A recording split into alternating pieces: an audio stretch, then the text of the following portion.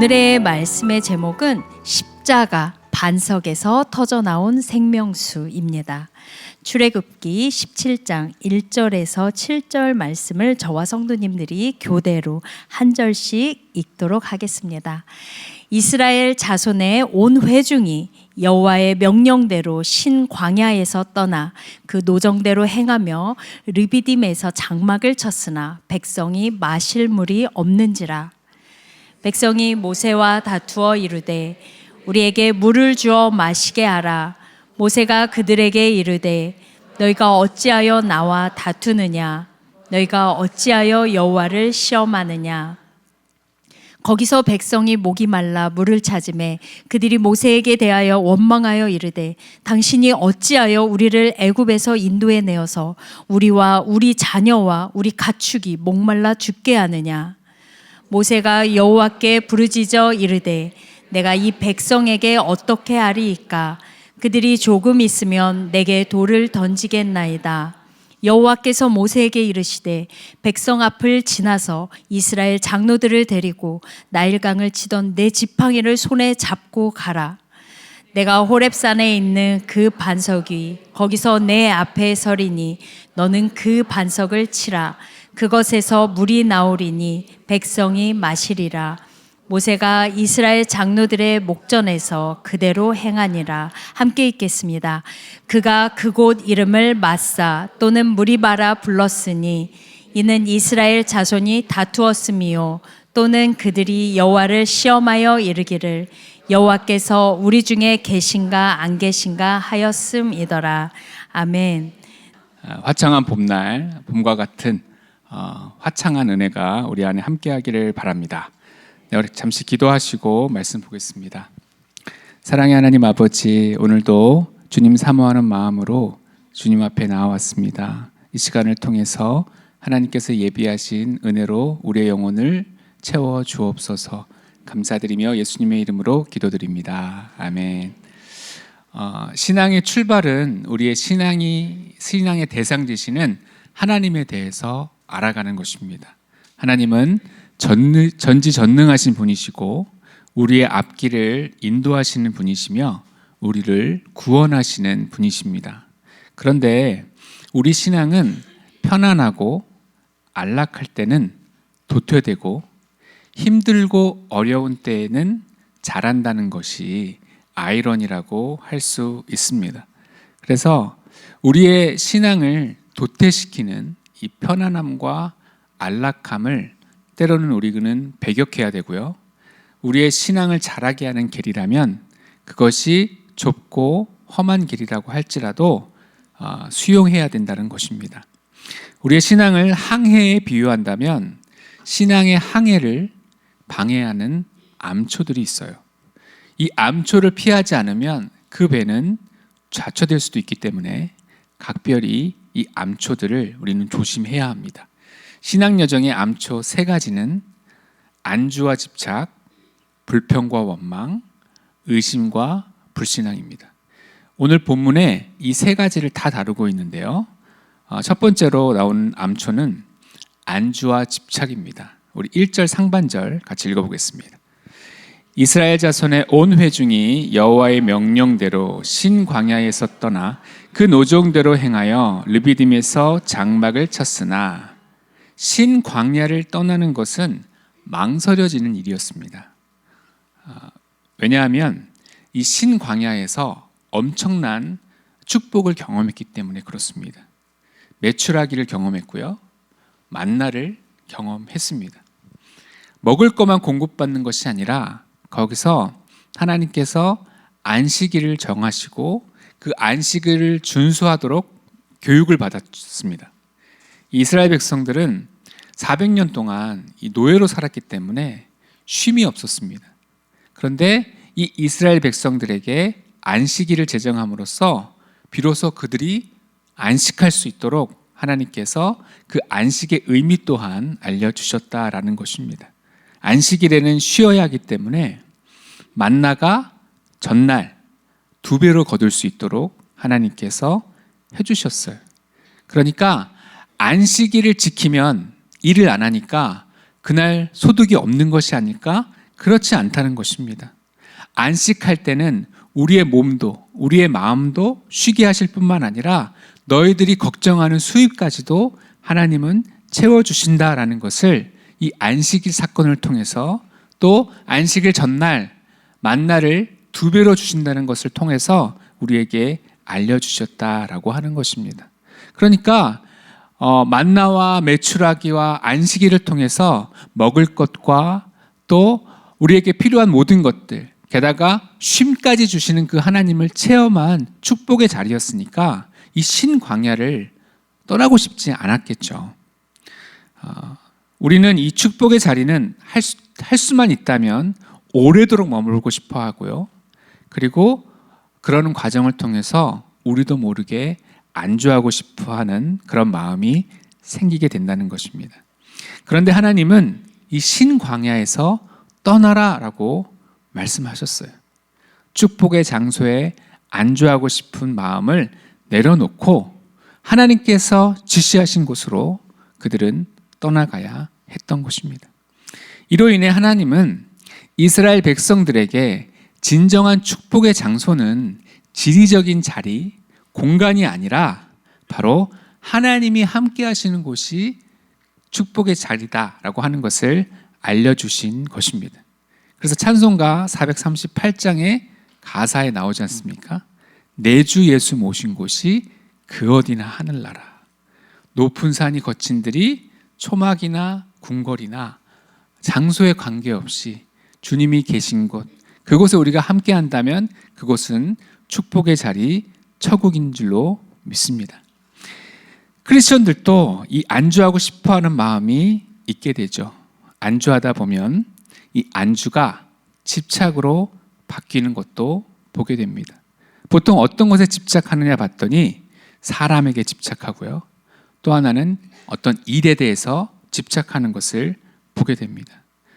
먼저 사람을 지나치게 의지하고 지나치게 사랑하는 것, 이게 바로 안주하는 사람의 특징이라고 하는 것이에요. 그런 생각을 하게 되는 거죠. 왜 이렇게 집착하냐? 그 사람만 있으면 다 될 것 같은 거죠. 그 사람만 있으면 너무 든든한 것입니다. 그런데 크리스천들은 하나님을 의지하는 사람이지 사람을 의지하는 사람이 아니거든요.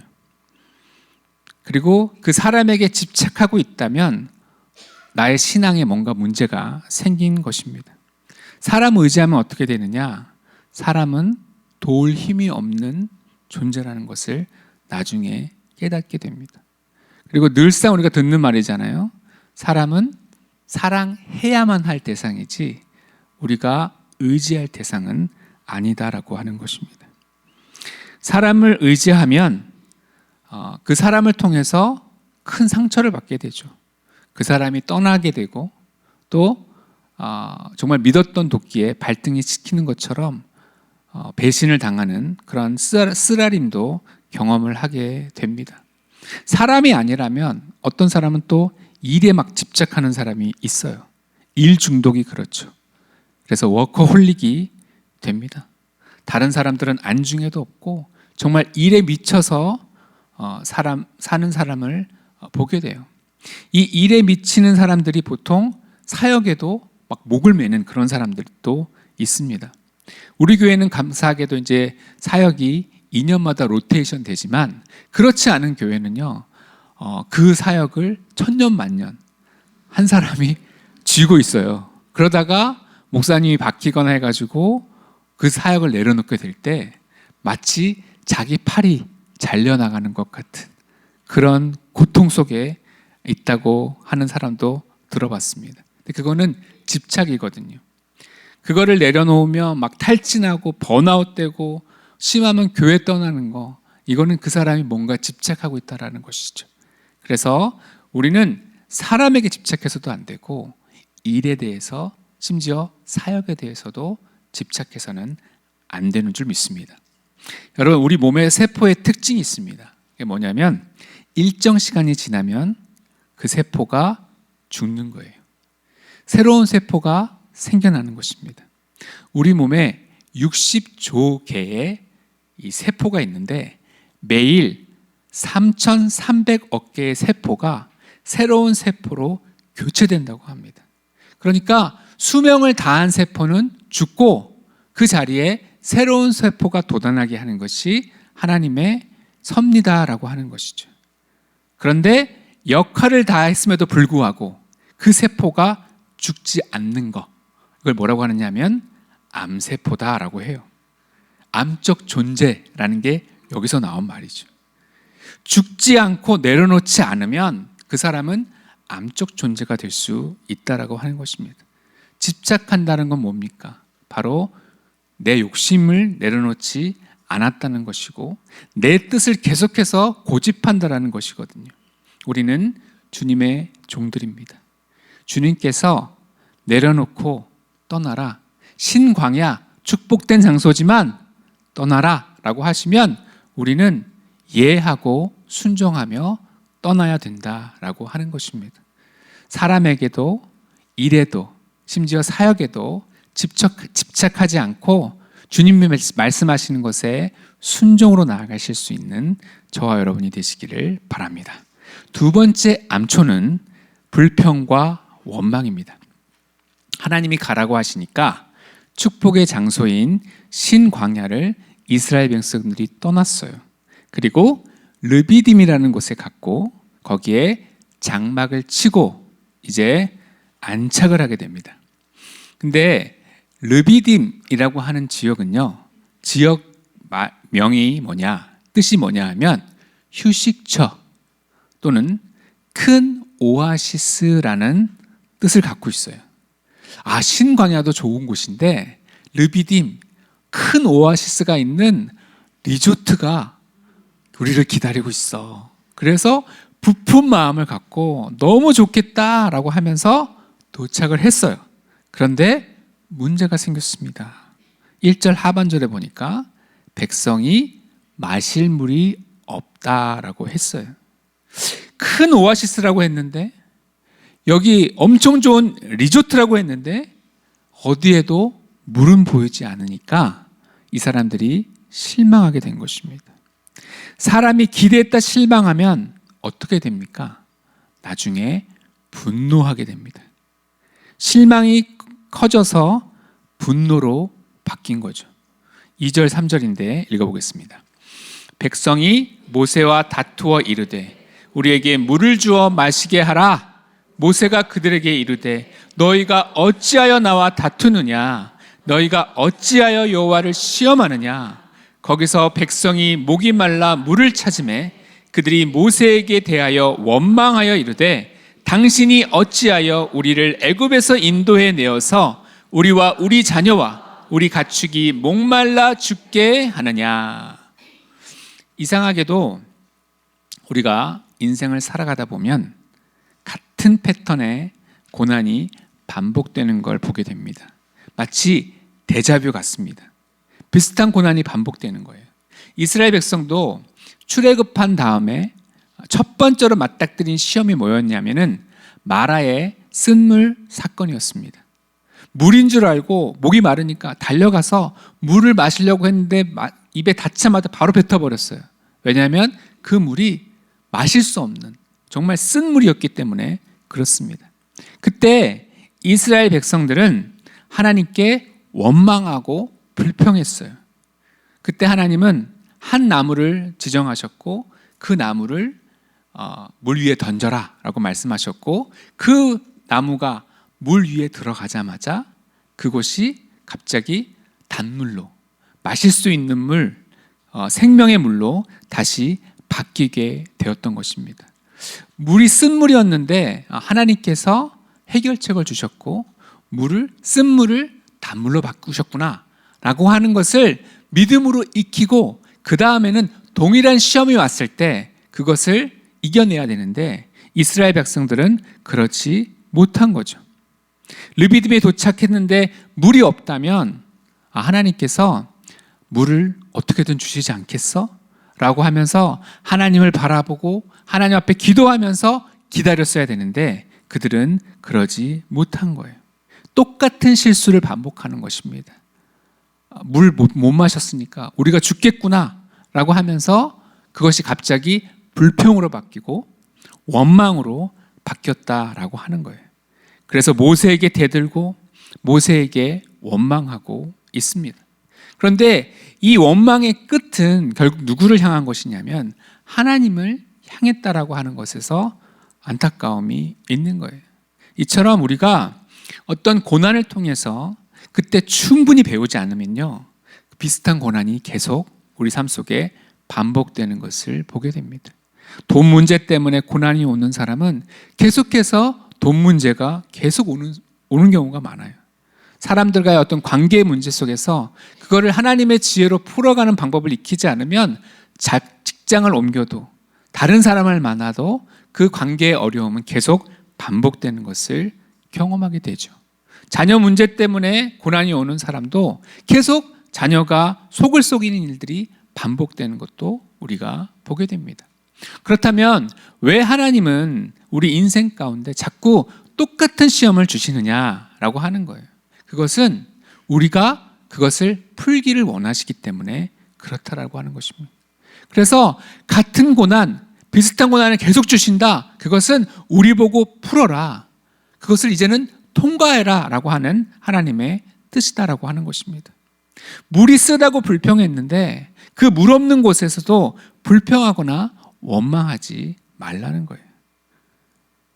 만약에 그때 이 원망과 불평 대신에 하나님 앞에 기도하고 감사하고 인내했다고 한다면 그들은 이런 동일한 시험을 또다시 당하는 일이 없었을 것입니다.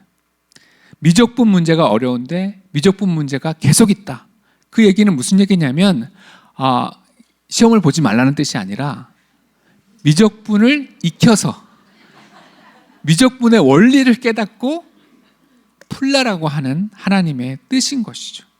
그래서 이 불평과 원망이라고 하는 것은 우리의 입을 통해서 옵니다.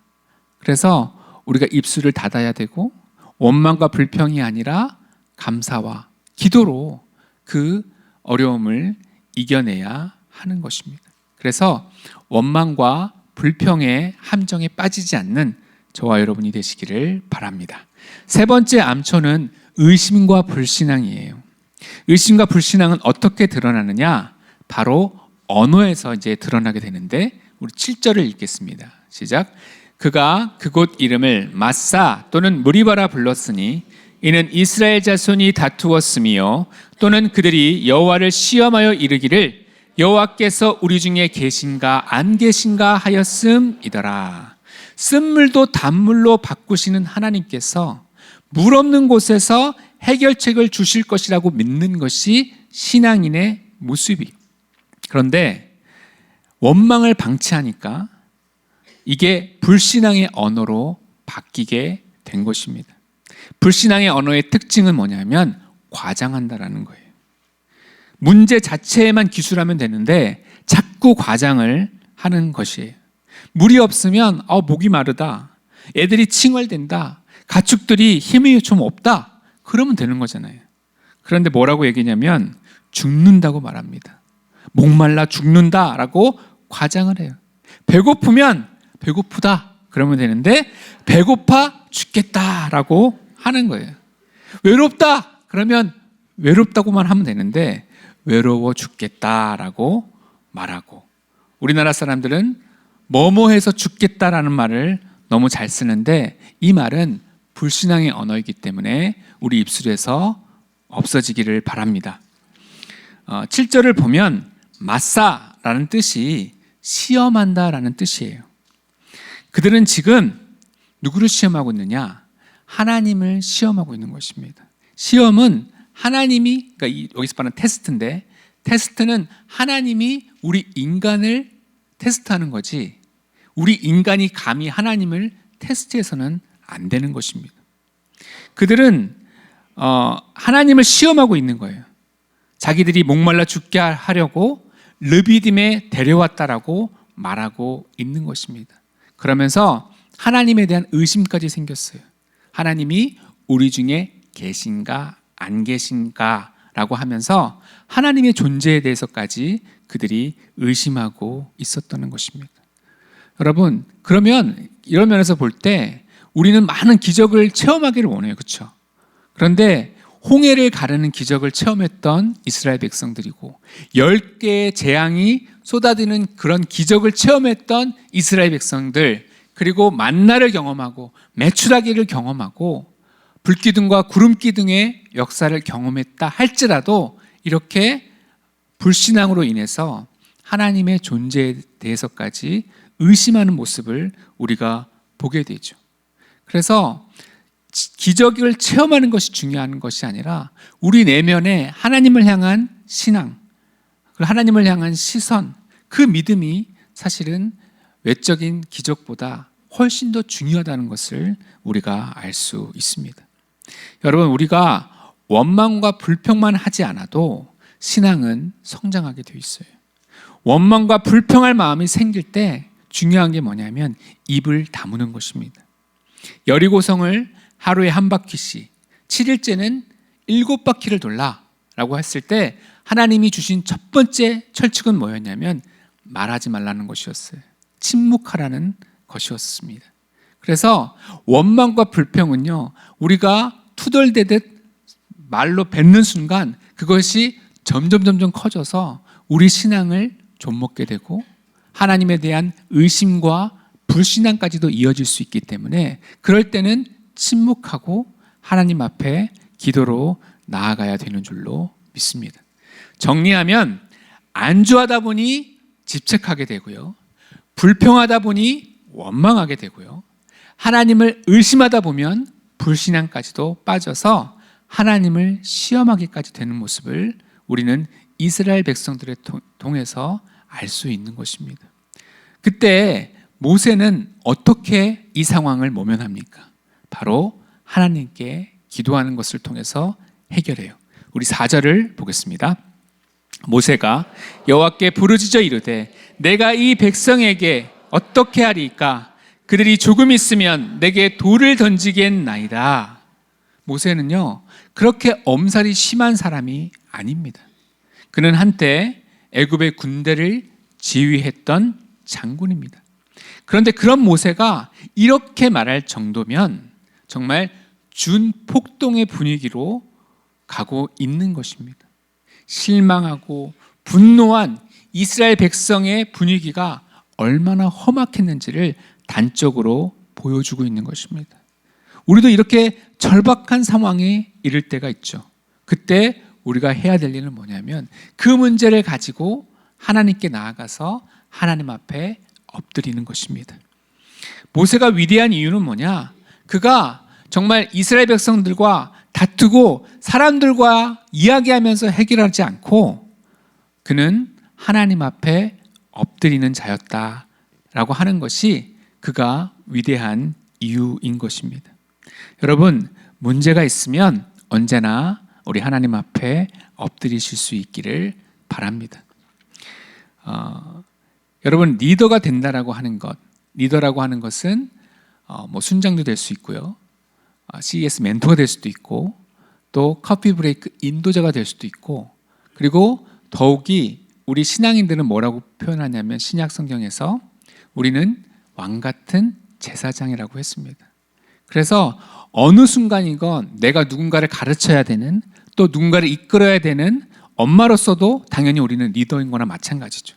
그러면 이 리더가 해야 될 일이 뭐냐? 그것은 기도해야 된다라고 하는 거예요. 리더가 됐다. 그것은 그 얘기는 무슨 얘기냐면 내가 기도해야 된다라고 하는 것과 같은 말이라고 하는 것입니다. 그가 이렇게 얘기하죠. 내가 이 백성에게 어떻게 하리이까? 이 말 안에는 하나님, 저는 무능력합니다. 하나님, 저는 리더십이 뭔지 모르겠습니다. 어떻게 하는지 모르겠습니다. 주님 도와주세요 라고 하는 간절함이, 겸손함이 그 안에 있는 것이죠. 그래서 여러분이 리더라면, 여러분들이 누군가를 이끌어야 되는 위치에 있다고 한다면 하나님 앞에 엎드려서 하나님의 도움, 하나님의 일하심을 구하실 수 있는 역사가 있기를 바랍니다. 자, 모세가 기도하자 하나님의 응답이 있었어요. 우리 5절을 읽겠습니다. 여호와께서 모세에게 이르시되 백성 앞을 지나서 이스라엘 장로들을 데리고 나일강을 치던 네 지팡이를 손에 잡고 가라. 짧은 구절이지만 여러 가지 포인트들이 있습니다. 하나님께서는 백성들의 무례함과 원망하는 태도에 대해서 이렇다 한마디도 말씀하지 않으셨어요. 이런 배은망덕한 놈들이라고 분노하지 않으셨고요.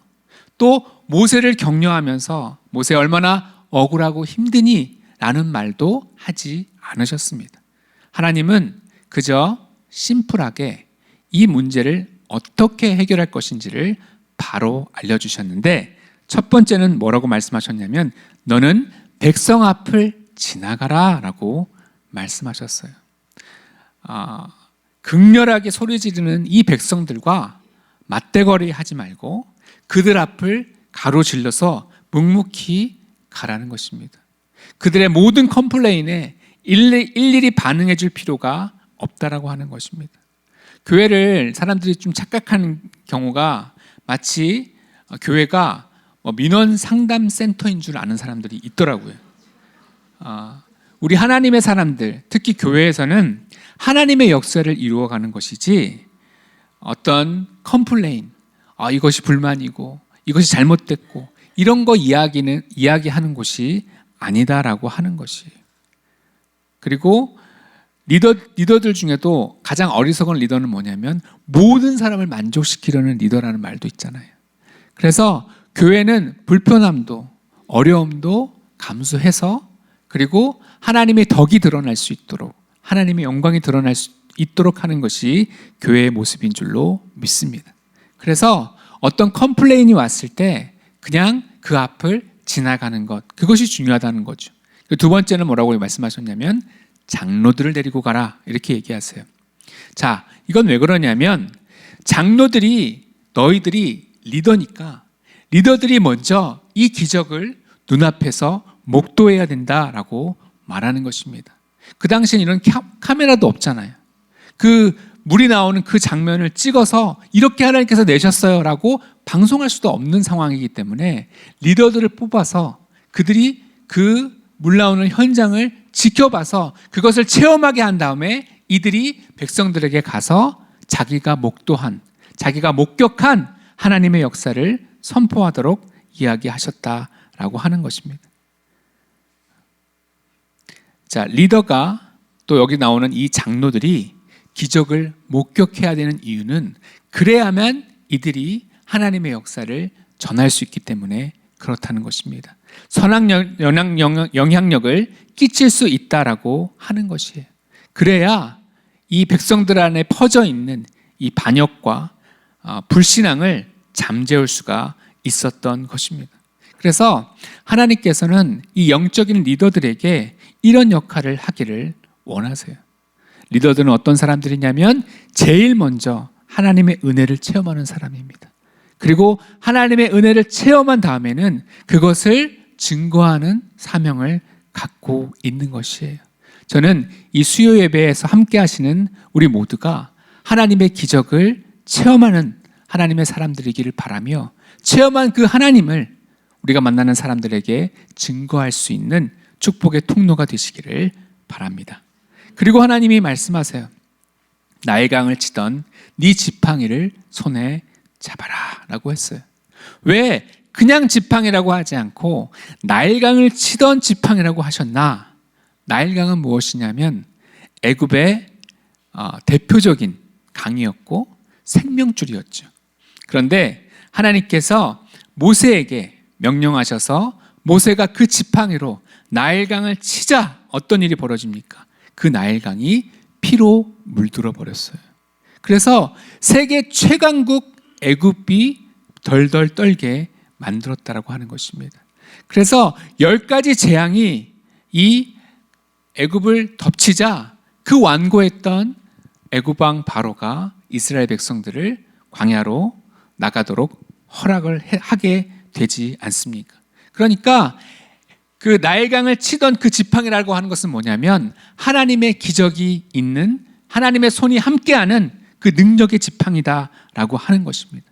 그리고 이 말은 무슨 뜻이냐면 내가 그 지팡이를 통해서 너를 통해서 했던 일들을 기억하라고 하는 것을 말하고 있는 것입니다. 여러분, 영성이라고 하는 것은 기억력입니다. 과거에 주셨던 하나님의 은혜를 기억하라는 거예요. 그걸 기억하다 보면 우리는 동일한 어려움을 만났을 때 추론할 수가 있습니다. 능력의 손을 펴서 하나님께서 일하시겠구나. 그래서 기억하면서 하나님 앞에 기다리면서 기대하게 되면 하나님의 놀라운 역사를 체험하게 된다라고 하는 것입니다. 그래서 여러분들이 힘들고 어려운 시련을 만날 때마다 하나님께서 과거의 나에게 어떻게 은혜를 베푸셔서 구원하셨지, 그것을 떠올리시기를 바라요. 그러면 그때 구원해 주신 그 하나님은 지금도 나에게 함께 하시는 분이시며 미래에도 우리를 어둠에서 또 고통에서 어려움에서 건지실 신실하신 하나님이신 줄로 믿습니다. 자, 6절 오늘 하이라이트 되는 말씀인데요. 6절 읽어보겠습니다. 시작. 내가 호렙산에 있는 그 반석 위 거기서 네 앞에 서리니 너는 그 반석을 치라. 그것에서 물이 나오리니 백성이 마시리라. 모세가 이스라엘 장로들의 목전에서 그대로 행하니라. 아멘. 이 호렙산에 있는 그 반석은 르비딤에서 그렇게 멀지 않은 어떤 특정한 바위를 말해요. 근데 이 바위는 요만한 돌이 아니라 꽤 큰 그런 큰 바위였을 것입니다. 이스라엘 백성들은 생전 처음 본 것이었겠지만 하나님께서는 이날을 위해서 오래전부터 이 순간을 위해서 예비해 두신 반석이었을 거예요. 근데 이 반석 위 거기서 네 앞에 서겠다라고 말씀하셨어요. 그러니까 반석이 있으면 그 반석 위에, 여기서는 하나님이 선다라고 표현했지만 이제 구약에서 나타나는 분은 예수님이 구약에 나타났다고 표현하거든요. 그래서 반석 위에 예수님이 서 계신 것입니다. 그것이 내가 네 앞에 선다라고 하는 의미죠. 그리고 뭐라고 말씀하셨냐면 반석을 치라라고 말씀하셨어요.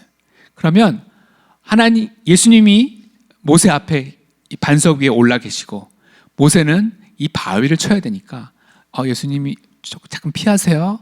자, 왼쪽으로 딱, 오른쪽으로 딱 이렇게 했을 것 같은데 그게 아니라 정면으로 모세와 예수님이 눈을 마주치고 있고 그 예수님의 머리를 향해서 사실은 이 지팡이를 내려치게 된 거예요. 그러면 이 지팡이가 먼저 때리는 분은 누구냐면 예수님인 거죠. 예수님이 그 지팡이를 맞으시고 이어서 바위가 그 지팡이를 맞으면서 바위가 쪼개지면서 거기서 물이 솟구쳐 오르게 됐다라고 하는 것이죠. 여기서 네 앞에 선다라고 하는 말 자체가 히브리 단어로 종의 모습으로 선다라고 하는 거예요. 그러니까 이 이스라엘 백성들이 갖고 있는 이 목마름의 문제, 도저히 해결할 수 없는 그 문제를 해결하려면 그분이 종의 모습으로 서 있을 때만 그것이 가능한 것을 말해주고 있는 것이죠. 그리고 종의 모습으로 반석에 설 테니까 나를 치라라고 하는 것은 예수님이 깨지신다는 것을 말하는 것이죠. 예수님이 깨졌다라고 하는 것은 예수님이 십자가에서 보혈의 피를 흘리신 것을 말하는 것이고 자기 몸을 깨뜨리신 것을 말하는 것이에요. 그래서 또한 이 반석은 결국 예수님을 가리키는 거죠. 바위가 깨짐으로써 생수가 터져나와서 목마름과 갈급함을 해결해 주셨다. 그래서 이것은 인간이 해결할 수 없는 그 문제, 죽음의 문제, 죄의 문제, 저주의 문제를 예수 그리스도께서 해결해 주셨다라고 하는 것을 가르쳐주는 메시지라고 하는 것이에요. 이 메시지가 고린도전서 10장 4절에 설명으로 나오는데 읽어보겠습니다. 다 같은 신령한 음료를 마셨으니 이는 그들을 따르는 신령한 반석으로부터 마셨음에 그 반석은 곧 그리스도시라. 아멘. 이 반석이 누구냐? 예수 그리스도라고 하는 것입니다. 그래서 예수님이 자기 몸을 깨뜨리셔서 물이 솟아나오도록 만들었다라고 하는 거예요. 그리고 반석을 치라라고 했을 때 이 치라라는 단어와 동일한 단어가 이사야에 나옵니다. 이사야서 53장 4절 읽어보겠습니다. 시작. 그는 실로 우리의 질고를 지며 우리의 슬픔을 당하였거늘 우리는 생각하기를 그는 징벌을 받아 하나님께 맞으며 고난을 당한다 하였노라. 여기서 맞으며 라는 단어와 반석을 치라 라는 단어가 똑같은 단어입니다. 그러니까 예수님이 십자가에 달리신 것이 하나님께 맞으며 고난을 당한 것이라는 뜻이죠. 왜? 예수님이 하나님의 아들이 왜 저렇게 맞고 있는 것인가? 왜 보혈을 흘리고 있는 것인가? 바로 우리를 구원하시기 위함이다라고 하는 것입니다. 그러므로 여러분들, 이 르비딤의 반석 사건은 예수님을 가리키는 사건입니다. 즉 십자가 사건을 말하는 거예요. 이게 요한복음 7장 37절 38절에도 나오는데 읽어보겠습니다. 명절 끝날 곧 큰 날에 여호와께서 서서 외쳐 이르시되 누구든지 목마르거든 내게로 와서 마시라. 나를 믿는 자는 성경의 이름과 같이 그 배에서 생수의 강이 흘러나오리라 하시니 아멘. 예수님이 십자가를 지시고 자기 몸을 깨뜨리셔서 보혈의 피를 흘리신 것, 그것이 바로 반석이 깨지면서 흘러나온 생명수와 같은 것이다라고 말하고 있는 것입니다. 그래서 이 구원의 은혜는 이미 우리에게 주어진 객관적인 사실이에요. 그러나 이것을 믿는 것은 각자의 몫인 것이죠. 에베소서 2장 8절 보겠습니다. 너희는 그 은혜에 의하여 믿음으로 말미암아 구원을 받았으니 이것은 너희에게서 난 것이 아니요 하나님의 선물이라.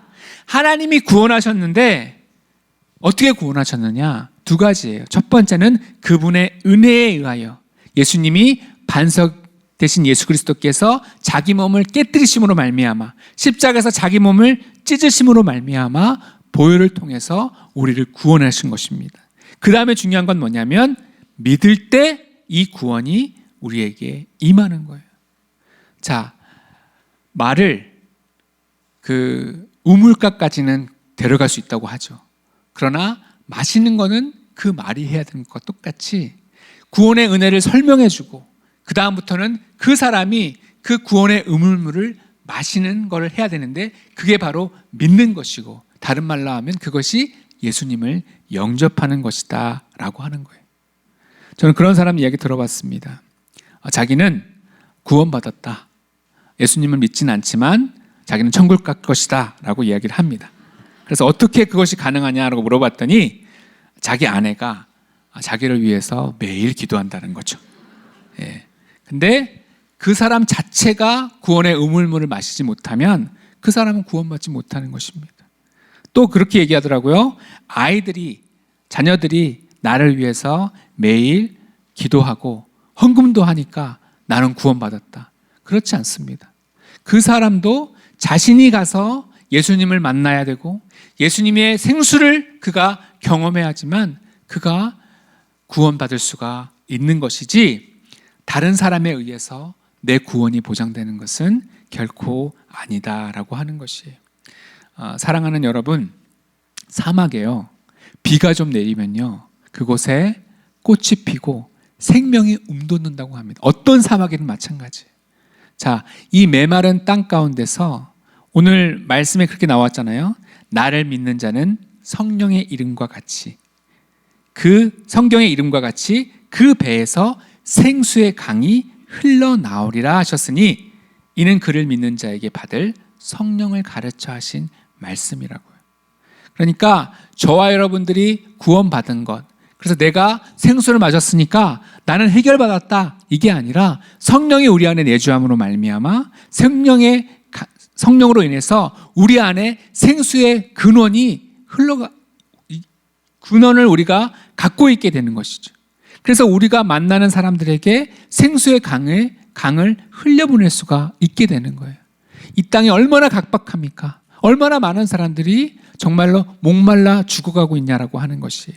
그런데 우리가 성령에 충만해서 성령의 이끄심 가운데 성령의 강이 성령의 그 생수의 강이 우리의 입술을 통해서 흘러가고 우리가 만나는 그 사람 한 사람 한 사람을 위해서 축복하고 기도함으로 말미암아 축복의 강이 우리가 만나는 사람들에게 흘러갈 수 있다고 한다면 그들은 생명에 이를 수 있게 되지 않겠냐라고 하는 것입니다. 그래서 이 무리바 반석 사건에서 우리 모두는 예수님을 만나야 될 줄로 믿습니다. 우리는 십자가를 만나야 됩니다. 그럴 때 우리는 참된 구원을 경험하게 되는 것이에요. 십자가의 은혜로 말미암아 죄 씻음을 받고 또 우리 삶에서 구원과 풍성함이라는 것을 경험할 뿐만 아니라 우리 주변의 사람들, 우리와 관계 맺고 있는 모든 사람들에게 이 예수 그리스도의 생명수가 흘러가게 하는 축복의 통로로 쓰임받는 저와 여러분 되시기를 바랍니다. 그리고 우리가 신앙의 이 여정에서, 이 신앙이라는 항해에서 이 세 가지 암초를 우리 모두가 피할 수 있기를 바라요. 안주하고 집착하려는 이 암초, 불평과 원망하는 암초, 의심과 불신앙의 암초를 벗어나서 우리 하나님이 이끄시는 그 신앙의 목적지까지 안전하게 무사히 도착하는 저와 여러분 되시기를 바랍니다.